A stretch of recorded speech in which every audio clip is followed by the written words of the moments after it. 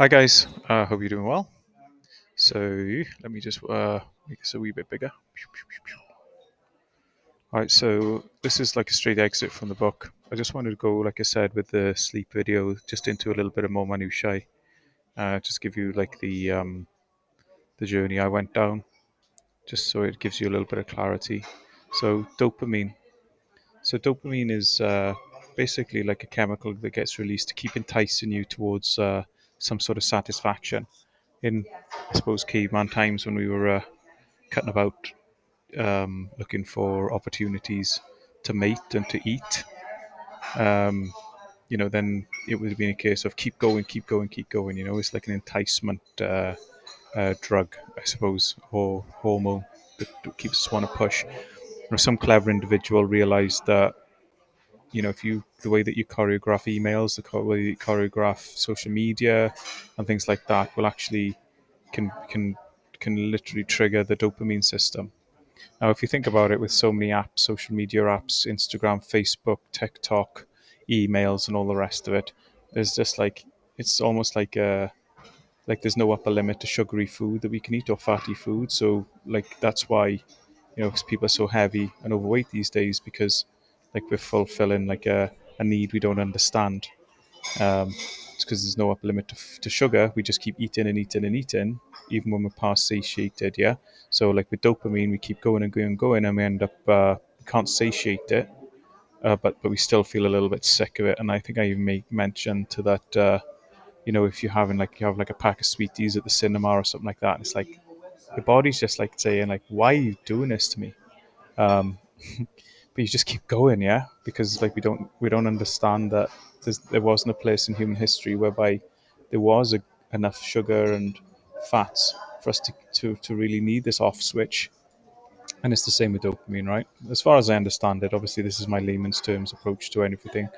But what effect does that have, guys? And as closers or entrepreneurs, whoever's watching this, you're going to be in an environment almost undoubtedly whereby you've got a laptop in front of you, you've got social media in front of you, you've got emails in front of you, and it's just as like when you go to the supermarket, do I go for the Lucky Charms or do I go for the porridge?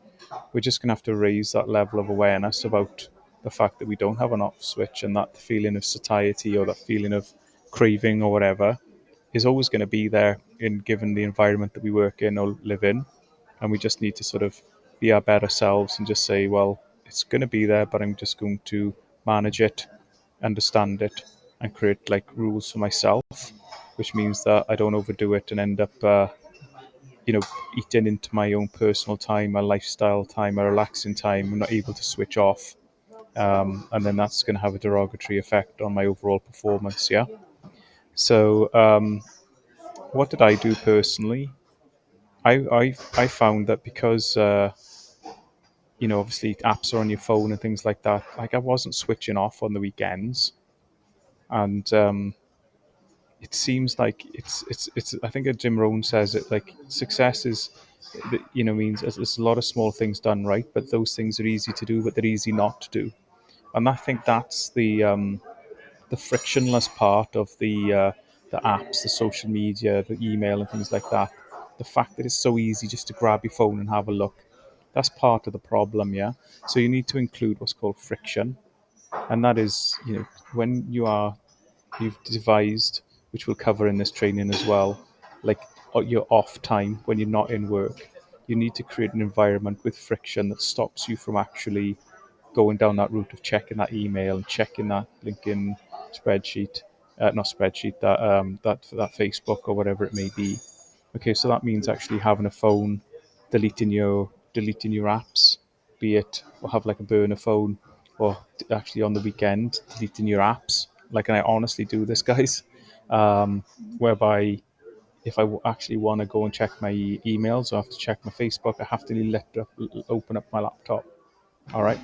So they call it like a detox, and like I have in the recent couple of months, gone to just booked into somewhere on a weekend to work on my book or something like that, and I've found myself going onto my Slack, which is like your works. You know, f- uh, you probably know what it is, but it's like a works Facebook, a works communication platform.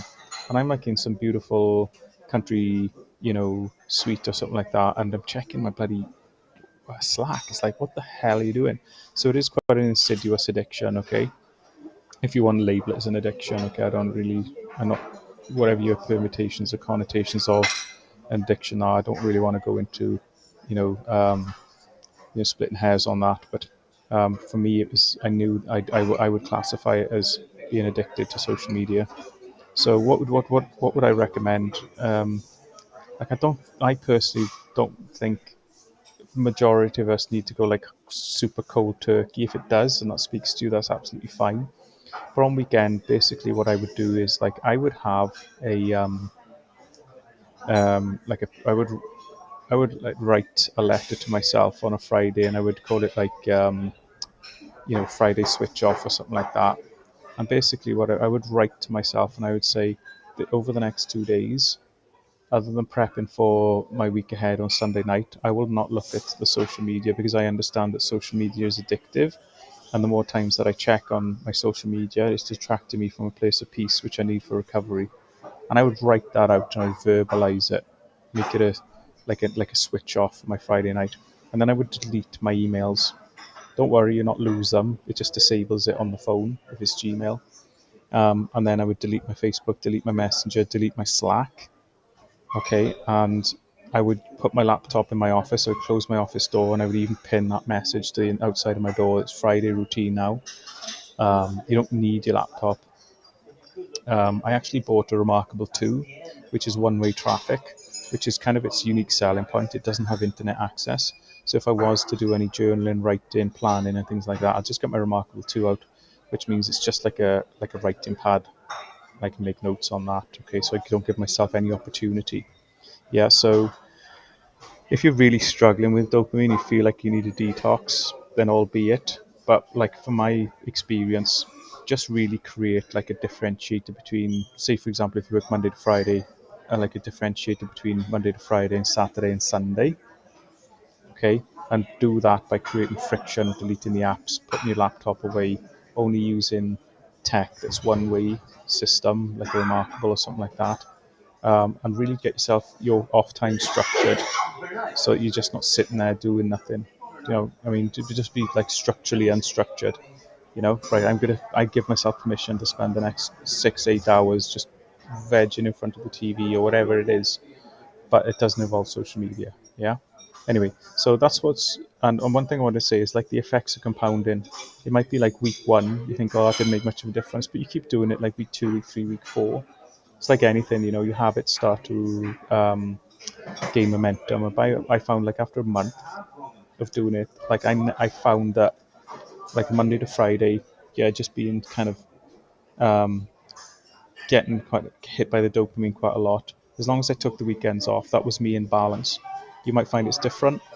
You might find just a Sunday. You might find that you need to take a week off at a time. And there's no right or wrong answer.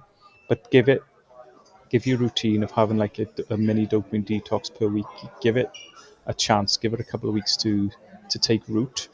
And from my experience, anyway, that's when you tend to get that relief of, oh, yes, this feels nice not having to check my emails or things like that, which I've commented on there. And that's one thing I really noticed is like you get a sense of freedom of not having to check things, which is a nice experience to have.